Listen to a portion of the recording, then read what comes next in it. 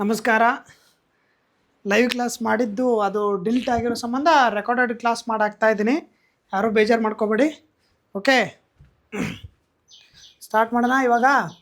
Okay ನೋಡಿ, live class ಅದು delete ಆಗಿದೆ. ಅದಕ್ಕೋಸ್ಕರ ಏನೋ ಯೂಟ್ಯೂಬಲ್ಲಿ ನಾನು ಏನೋ ಹೋಗ್ಬಿಟ್ಟು ಡಿಲೀಟ್ ಆಯ್ತು. ಪರವಾಗಿಲ್ಲ, ಏನು ಮಾಡೋಣ, ಈಗ ರೆಕಾರ್ಡೆಡ್ ಕ್ಲಾಸ್ ಮಾಡಾಕ್ತಾಯಿದ್ದೀನಿ. ರೆಕಾರ್ಡೆಡ್ ಯಾರು ಲೈವ್ ಕ್ಲಾಸ್ ಕೇಳಿಲ್ಲ ಅವರು ರೆಕಾರ್ಡೆಡ್ ಕ್ಲಾಸು ಕೇಳಿ. ಹಾಗಾದರೆ ನೋಡಿ, ಮಾರ್ಚ್ 29-30 ಕರೆಂಟ್ ಅಫೇರ್ಸು ನೋಡಿರಿ. ಲೈವ್ ನೋಡಿದ್ರು ಪರವಾಗಿಲ್ಲ, ಲೈವ್ ನೋಡಲೇ ಇರೋರು ಈ ರೆಕಾರ್ಡ್ ಕ್ಲಾಸನ್ನು ಕೇಳಿರಿ. ರೆಕಾರ್ಡ್ ಕ್ಲಾಸ್ ಅಪ್ಲೋಡ್ ಮಾಡಿರ್ತೀನಿ, ಮತ್ತೊಮ್ಮೆ ಪಾಠ ಮಾಡ್ತಾಯಿದ್ದೀನಿ. ಓಕೆ, ಹಾಗಾದರೆ ಇವತ್ತಿನ ಮೊದಲೇ ಕ್ವಶನ್ ಬಂದ್ಬಿಟ್ಟು, ರಾಜಸ್ಥಾನದ ಮರುಭೂಮಿಯಲ್ಲಿ ಇತ್ತೀಚೆಗೆ ಯಾವ ಅಳಿವಿನಂಚಿಲಿರುವ ಪಕ್ಷಿ ಪ್ರಭೇದ ಮರಿ ನೈಸರ್ಗಿಕವಾಗಿ ಮೊಟ್ಟೆ ಹೊರ ಬಂದಿರತಕ್ಕಂಥದ್ದು ಏನಂತಂದರೆ, ಇತ್ತೀಚೆಗೆ ಇದು ಏನಪ್ಪ ಅಂದ್ರೆ ಅಳಿವಿನಂಚಲ್ಲಿರ್ತಕ್ಕಂಥ ಪಕ್ಷಿ ಆಗಿರ್ತಕ್ಕಂಥದ್ದು. ಓಕೆ, ರಾಜಸ್ಥಾನದ ಮರುಭೂಮಿಯಲ್ಲಿ ಇತ್ತೀಚೆಗೆ ಯಾವ ಅಳಿವಿನಂಚಲ್ಲಿರುವ ಪಕ್ಷಿ ಅಂತಂದರೆ ಇದು ಇತ್ತೀಚೆಗೆ ಅಳಿವಿನಂಚಲ್ಲಿರ್ತಕ್ಕಂಥದ್ದು. ಟೋಟಲಿ ಗ್ಲೋಬಲ್ಲಿ 152 ಪಕ್ಷಿಗಳು ಅಷ್ಟೇ ಇರ್ತಕ್ಕಂಥದ್ದು ವಿಶ್ವದಲ್ಲಿ. ಏನಂತಂದರೆ ಇದು ಮೊದಲಕ್ಕೆ ಹೋದ ವರ್ಷ ಏನಾಗಿತ್ತು, ಒಂದು ಮೊಟ್ಟೆ ಹಾಕಿತ್ತು. ಅದು ಏನಾಗಿತ್ತು, ಫಲವಂತತೆ ಒಲ್ಲದ ಮೊಟ್ಟೆ ಏನಾಕಿತ್ತು, ಅದನ್ನು ತೊಗೊಂಡೋಗ್ಬಿಟ್ಟು 730 ಕಿಲೋಮೀಟರ್ ರಾಜಸ್ಥಾನದಲ್ಲಿ ವನ್ಯಜೀವಿ ಸಂಶೋಧನಾ ಕೇಂದ್ರ ಎಲ್ಲೈತೆ ಅಂತಂದರೆ ರಾಜಸ್ಥಾನದಲ್ಲಿ ಅದನ್ನು ಇನ್ಕ್ಯುಬೇಷನ್ ಮಾಡ್ತಾಯಿದ್ರು. ಬಟ್ ಈ ಸರಿ ಏನು ಮಾಡಿತ್ತು, ಈ ವರ್ಷ ಮರಿಯನ್ನು ಏನು ಮಾಡೈತಿದ್ದು ಚೆನ್ನಾಗಿರೋ ತತ್ತಿ ಅಂದರೆ ಇನ್ಕ್ಯುಬೇಷನ್ ತಾನೇ ಮಾಡಿಬಿಟ್ಟು ಮರಿಯನ್ನು ಹಾಕಿರ್ತಕ್ಕಂಥದ್ದು ಯಾವುದಂತಂತಂದರೆ ಗ್ರಿಪಿ ಗ್ರೇಟ್ ಇಂಡಿಯನ್ ಬಸ್ಟರ್ಡ್ ಪಕ್ಷಿ. ನೋಡಿರಿ, ಗ್ರೇಟ್ ಇಂಡಿಯನ್ ಬಸ್ಟರ್ಡ್ ರಾಜಸ್ಥಾನದ ಮರುಭೂಮಿ ಪ್ರಭೇದದಲ್ಲಿ ನೈಸರ್ಗಿಕ ಮೊಟ್ಟೆ ಹೊರ ಬಂದಿರತಕ್ಕಂಥದ್ದು ಯಾವುದಂತಂದರೆ ಗಿಪಿ ಗ್ರೇಟ್ ಇಂಡಿಯನ್ ಬಸ್ಟರ್ಡ್. ಇದನ್ನ ಏನಂತ ಕರಿತೀವಿ ಅಂತಂದರೆ ನೋಡಿ, ನ್ಯೂಸ್ ಪೇಪರ್ಲಿ ಬಂದಿರತಕ್ಕಂಥದ್ದು ಹೆಬ್ಬಾಕ ಅಂತ ಕರಿತೀವಿ ನಮ್ಮ ಕನ್ನಡ ಭಾಷೆಯಲ್ಲಿ. ಗುಜರಾತ್ನ ಹೆಬ್ಬಾಕ ಮರಿ ಜನನ ನವದೆಹಲಿಯಲ್ಲಿ. ನೋಡಿಗೆ, ಗುಜರಾತ್ನ ಕಚ್ ಹುಲ್ಲುಗಾವಲು ಪ್ರದೇಶದಲ್ಲಿ ದಶಕಗಳ ಬಳಿಕ ಹೆಬ್ಬಾಕ್ ಗ್ರೇಟ್ ಇಂಡಿಯನ್ ಬಸ್ಟರ್ಡ್ ಮರಿ ಒಂದು ಜನಿಸಿದ್ದು, ಇದು ಪ್ರಭೇದಗಳ ಪಕ್ಷಿಗಳ ಸಂತತಿ ಹೆಚ್ಚಳಕ್ಕೆ ಭರವಸೆ ಮೂಡಿಸಿದೆ ಎಂದು ವಿಜ್ಞಾನಿಗಳು ಹೇಳಿದ್ದಿರ್ತಕ್ಕಂಥದ್ದು. ಈ ಕಚ್ನಲ್ಲಿ ಕೇವಲ 3 ಹೆಣ್ಣು ಹೆಬ್ಬಾಕಗಳು ಉಳಿದಿರ್ತಕ್ಕಂಥದ್ದು, ಓನ್ಲಿ ಎಷ್ಟು 3. ಓಕೆ ನೋಡ್ರಿ, ಸಂಸ್ಥೆ ವಿಜ್ಞಾನಿಗಳು ಮೊಟ್ಟೆಯನ್ನು 770 ಕಿಲೋಮೀಟರ್ ಎಲ್ಲೈತಾಗಾರೆ ನೋಡ್ರಿ ಕೃತಕ ಕಾವು ಕೊಡುವ ವ್ಯವಸ್ಥೆ ಮಾಡಲು ಭಾರತೀಯ ವನ್ಯಜೀವಿಯ ಸಂಸ್ಥೆ ಎಲ್ಲೈತೆ ಹಾಗಾದರೆ ರಾಜಸ್ಥಾನದಲ್ಲಿ. ವಿಜ್ಞಾನಿಗಳು ಅದನ್ನು ಕಚ್ನಲ್ಲಿ ಹೆಬ್ಬಾಕ ಆವಾಸ ಸ್ಥಾನಕ್ಕೆ ಮರಿಯನ್ನು ಇನ್ಕ್ಯುಬೇಷನ್ ಕೊಟ್ಟು ಮರಿ ಮಾಡಿದರು. ಬಟ್ ಈ ವರ್ಷ ಏನು ಮಾಡೈತಿ ನೋಡಿ, ಇದು ಕುರುಚಲು ಸಸ್ಯವರ್ಗದಲ್ಲಿ ಬರ್ತಕ್ಕಂಥ ಒಂದು ಪಕ್ಷಿ ಆಗಿರ್ತಕ್ಕಂಥದ್ದು. ಮಾರ್ಚ್ 29ರಂದು ಮರಿ ಜನಿಸಿ ಮಾಡುವಲ್ಲಿ ಯಶಸ್ವಿಯಾಗಿರ್ತಕ್ಕಂಥದ್ದು. ತಂಡ ಒಂದು ಮರಿಯ ಬೆಳವಣಿಗೆ ಮೇಲೆ ನಿಗಾ ವಹಿಸ್ತಿರ್ತಕ್ಕಂಥದ್ದು. ಏನಿದು ಹಾಗಾದರೆ ನೋಡಿ, ಗ್ರೇಟ್ ಇಂಡಿಯನ್ ಬಸ್ಟರ್ಡ್ ಅಥವಾ ಕನ್ನಡದಲ್ಲಿ ಇದನ್ನು ಹುಲ್ಲುಗಾವಲು ಹಕ್ಕಿ ಅಥವಾ ಹೆಬ್ಬಕ್ಕಿ ಅಂತೆಲ್ಲ ಕರಿತಕ್ಕಂಥ ಕೆಲಸವನ್ನು ನೋಡ್ರಿ. ಇದು ನೋಡ್ರಿ ಕರೆಯಲ್ಪಡುತ್ತೆ. ಇದು ಭಾರತದ ಅತ್ಯಂತ ಅಪರೂಪದ ಮತ್ತು ಅಳಿವಿನಂಚಿಲಿರ್ತಕ್ಕಂಥ IUCNಲ್ಲಿ ಯಾವುದೈತಿದು, IUCNಲ್ಲಿ ಕೆಂಪು ಪಟ್ಟಿಯಲ್ಲಿ ಏನೈತಿ, ಕ್ರಿಟಿಕಲ್ ಎಂಡೇಂಜರ್ನಲ್ಲಿರ್ತಕ್ಕಂಥ ಪಕ್ಷಿ. ಹಾಗಾದರೆ ಇದರ ಆವಾಸ ಸ್ಥಾನ ಬಂದ್ಬಿಟ್ರು ಇದು ಮುಖ್ಯವಾಗಿ ಒಣ ಹುಲ್ಲುಗಾವಲುಗಳ ಮತ್ತು ಕುರುಚಲು ಕಾಡುಗಳಲ್ಲಿ ವಾಸಿಸ್ತಕ್ಕಂಥದ್ದು. ನೋಡ್ರಿ, ಇಲ್ಲಿ ಚಿತ್ರ ನೋಡ್ರಿ, ಒಣ ಮತ್ತು ಕುರುಚಲು ಸಸ್ಯವರ್ಗದಲ್ಲಿ ಜರಿಸ್ತಕ್ಕಂಥ ಒಂದು ಪಕ್ಷಿ ಆಗಿರ್ತಕ್ಕಂಥದ್ದು. ಓಕೆ ನೋಡಿ, ಪ್ರವೇಶ ಎಲ್ಲಿ ಇದು ಪ್ರದೇಶ ಎಲ್ಲಿ ಬರ್ತಕ್ಕಂಥದ್ದು ಇದು ರಾಜಸ್ಥಾನ ರಾಜ್ಯ ಪಕ್ಷಿಯಾಗಿದ್ದು ಹೆಚ್ಚಾಗಿ ಇದು ರಾಜಸ್ಥಾನದ ಥಾರ್ ಮರುಭೂಮಿಯಲ್ಲಿ ಕಂಡು ಬರ್ತಕ್ಕಂಥದ್ದು. ಈ ಜೊತೆಗೆ ಗುಜರಾತ್, ಮಹಾರಾಷ್ಟ್ರ, ಕರ್ನಾಟಕದಲ್ಲಿಯೂ ಸಹ ಕಂಡು ಬರ್ತಕ್ಕಂಥದ್ದು. ಕರ್ನಾಟಕದಲ್ಲಿ ಎಲ್ಲಿ ಕಂಡು ಬರ್ತೈತೆ ಅಂತಂದರೆ ಸಿರಗುಪ್ಪಿ. ಎಲ್ಲೇ ಸಿರಗುಪ್ಪಿ ನೋಡ್ರಿ, ಅದು ಸಿರಗುಪ್ಪ ಎಲ್ಲಿ ಬಳ್ಳಾರಿ ಜಿಲ್ಲೆಯ ಹಗರಿಬೊಮ್ಮನಹಳ್ಳಿಯಲ್ಲಿ ಕಂಡು ಬರ್ತಕ್ಕಂಥದ್ದು. ಬಳ್ಳಾರಿ ಜಿಲ್ಲೆಯ ಹಗರಿಬೊಮ್ಮನಹಳ್ಳಿ. ಗ್ರೇಟ್ ಇಂಡಿಯನ್ ಬಸ್ಟರ್ಡ್ ಯೋಜನೆ ಅಂತ ಬಂದರೆ ಪ್ರಾಜೆಕ್ಟು 2013 ಮತ್ತು 2014. ಓಕೆ, ಏನು ಗ್ರೇಟ್ ಇಂಡಿಯನ್ ಬಸ್ಟರ್ಡ್ ಪ್ರಾಜೆಕ್ಟ್ ಅಂತೇಳಿ, ಹಂಗೆ ಈ ಟೈಗರ್ ರಿಸರ್ವ್ ಪ್ರಾಜೆಕ್ಟು ಮತ್ತು ಲಯನ್ ಪ್ರಾಜೆಕ್ಟ್ ಅಂತ ಇರ್ತಾವಲ್ಲ, ಗ್ರೇಟ್ ಇಂಡಿಯನ್ ಬಸ್ಟರ್ಡ್ ಅಂತ ಹೇಳ್ಬಿಟ್ಟು ಯೋಜನೆ 2013 ಮತ್ತು 2014ನೇ ಸಾಲಿಂದು. ಓಕೆ, ನೆಕ್ಸ್ಟ್ ಕ್ವಶನ್ ನೋಡ್ತಾ ಹೋದರೆ, ಮಂಗಳ ಗ್ರಹವನ್ನು ವೇಗವಾಗಿ ತಲುಪಲು ನಾಸಾ ತನ್ನ 2028ರ ಮಿಷನ್ ಯಾವ ರೀತಿಯ ಪ್ರೊಪಲ್ಯಾನ್ಸ್ ತಂತ್ರಜ್ಞಾನವನ್ನು ಬಳಸಿ ಯೋಜಿಸಿ ಮಾಡ್ತಕ್ಕಂಥದ್ದು? ಸೌರಶಕ್ತಿ, ರಾಸಾಯನಿಕ ಇಂಧನ, ಅಣುಶಕ್ತಿ, ನ್ಯೂಕ್ಲಿಯರ್ ಪ್ರೊಪಲ್ಯಾನ್ಸ್ ಮತ್ತು ಬ್ಯಾಟರಿ ಅಂತ. ಅಂದರೆ ಏನಂತಂದರೆ ಮಂಗಳಯಾನಕ್ಕೆ ಈಗ ಆರ್ಟೆಮಿಸ್ 1 ಮತ್ತು ಆರ್ಟೆಮಿಸ್ 2ದು ಆಲ್ರೆಡಿ ಹಿಂದಿಲ್ ಕರೆಂಟ್ ಅಫೇರ್ಸಲ್ಲಿ ನಾನು ಹೇಳಿರ್ತಕ್ಕಂಥದ್ದು. ಏನು ಹೇಳಿದ್ದೀನಿ, ಅಮೇರಿಕದ ಆರ್ಟೆಮಿಸ್ 1 ಆರ್ಟೆಮಿಸ್ 2 ಏನು ಚಂದ್ರಯಾನ ಮಾಡಲಿಕ್ಕೆ ಹೋದರೆ ಇದು ಮಂಗಳ ಗ್ರಹವನ್ನು ವೇಗವಾಗಿ ತಲುಪಲಿಕ್ಕೆ ಮಿಷನ್ ನಾಸಾ ಮಾಡಿರ್ತಕ್ಕಂಥದ್ದು. ಯಾವ ಪ್ರೊಪಲ್ಲೆನ್ಸ್ ಅಂದರೆ ಮೊದಲು ಕ್ರಯೋಜೆನಿಕ್ ಇಂಜಿನನ್ನು ಬಳಸ್ತಿದ್ರಲ್ಲ ರಾಕೆಟ್ನಲ್ಲಿ, ಕ್ರಯೋಜೆನಿಕ್ ಇಂಜಿನ್ ಮೂಲಕ ಅಲ್ಲಿ ಏನು ಇಂಧನ ಬಳಸ್ತಿದ್ರಲ್ಲ ಅದು ಕಡಿಮೆ ದೂರ ಸಲ್ಲಿಸ್ತಿತ್ತು. ಬಟ್ ಈ ಸರಿ ಏನು ಮಾಡಿದ್ದಾರೆ ಅಂದರೆ ಅಣು ವಿದ್ಯುತ್ ಶಕ್ತಿ ನೋಡ್ರಿ, ಅಣು ನ್ಯೂಕ್ಲಿಯರ್ ಪ್ರೊಪಲ್ಷನನ್ನು ರೆಡಿ ಮಾಡ್ತಕ್ಕಂಥದ್ದು. 2028 ನಾಸಾ ಮಂಗಳಯಾನಕ್ಕೆ ಅಲ್ಲಿ ಹೋಗ್ಬಿಟ್ಟು ಲ್ಯಾಂಡ್ ಆಗಿ ಅದರ ಅನ್ವೇಷಣೆ ಮಾಡಲಿಕ್ಕೆ ಏನು ಅಣುಶಕ್ತಿ ಪ್ರೊಪಲೆನ್ಸ್ ಅಂದರೆ ಬೈಜಿಕ ವಿದಳನ ನಡೀತಕ್ಕಂಥ ಕೆಲಸ ಮಾಡುತ್ತೆ. ಸೂರ್ಯನಲ್ಲಿ ಬೈಜಿಕ ಸಮ್ಮಿಲನ ನಡೀತಿದೆ, ಬಟ್ ಅಣುಶಕ್ತಿಯಲ್ಲಿ ಬೈಜಿಕ ವಿದಳನ ನಡೀತಕ್ಕಂಥದ್ದು. ನೆನ್ಪಿಟ್ಕೋರಿ, ಬೈಜಿಕ ವಿದಳನ ಕ್ರಿಯೆ ಮೂಲಕ ತನ್ನಷ್ಟಕ್ಕೆ ತಾನೇ ವಿದ್ಯುತ್ತನ್ನು ಮಾಡಿಕೊಂಡು ಅಲ್ಲಿ ಆ ರಾಕೆಟ್ಗೆ ವೇಗವನ್ನು ಕೊಡ್ತಕ್ಕಂಥದ್ದು, ಚಾರ್ಜನ್ನು ಕೊಡ್ತಕ್ಕಂಥದ್ದು, ಧನ ಮತ್ತು ಋಣ ಆವೇಶಗಳ ಚಾರ್ಜಸ್ಸನ್ನು ಫ್ಲೋ ಮಾಡಿ ಆ ರಾಕೆಟ್ ಹೆಚ್ಚಿನ ವೇಗದಲ್ಲಿ ದೂರದವರೆಗೂ ಕ್ರಮಿಸೋಕ್ಕೆ ಮಾಡ್ತಕ್ಕಂಥ ಕೆಲಸವನ್ನು ಏನು ಮಾಡ್ತೈತಿ ಇಲ್ಲಿ ಮಂಗಳಯಾನ ಪ್ರೊಪೆಲೆನ್ಸಿಗೆ ಮಾಡ್ತಕ್ಕಂಥದ್ದು. ಓಕೆ, ಅರ್ಥ ಆಯ್ತಾ ನೋಡಿ, ಇದಕ್ಕೆ ಸರಿಯಾದದ್ದು ನೋಡ್ರಿ, ಅಣುಶಕ್ತಿ ನ್ಯೂಕ್ಲಿಯರ್ ಪ್ರೊಪಲೆನ್ಸ್. ಓಕೆ, ಇದನ್ನ ಮಾಡ್ಕೊತದ್ದು ಏನಿದು ಹಾಗಾದರೆ ನೋಡ್ರಿ, ನ್ಯೂಸ್ ಪೇಪರಲ್ಲಿ 2028 ನಾಸಾದ ಚಾಲನೆ, ಅಂತರಿಕ್ಷ ಅನ್ವೇಷಣೆ ಹೊಸ ದಿಕ್ಕು ಅಂತ ಹೇಳ್ತಕ್ಕಂಥದ್ದು. ಮಂಗಳ ಅನ್ನೋ ಅಣುಶಕ್ತಿ ಮಿಷನ್ ಅಂದರೆ 2028ಕ್ಕೆ ಅವ್ರು ಏನು ಮಾಡ್ತಾರೆ, ಮಂಗಳಯಾನ ಗ್ರಹಕ್ಕೆ ಹೋಗ್ತಾ ಇದ್ದಾರೆ. ಯಾರು? ನಾಸಾದವರು. ಓಕೆ, ನಮ್ದ್ರಾಗ ಯಾವಾಗ ಹೋಗಿದ್ದಾರೆ ನೋಡಿ, ಹೇಳ್ತೀನಿ, ಇಲ್ಲಿ ಮುಂದಿದೆ ಹೇಳ್ತೀನಿ ನೋಡಿ. 2013 ನಾವು ಫಸ್ಟ್ ಹೋಗಿದ್ವಿ.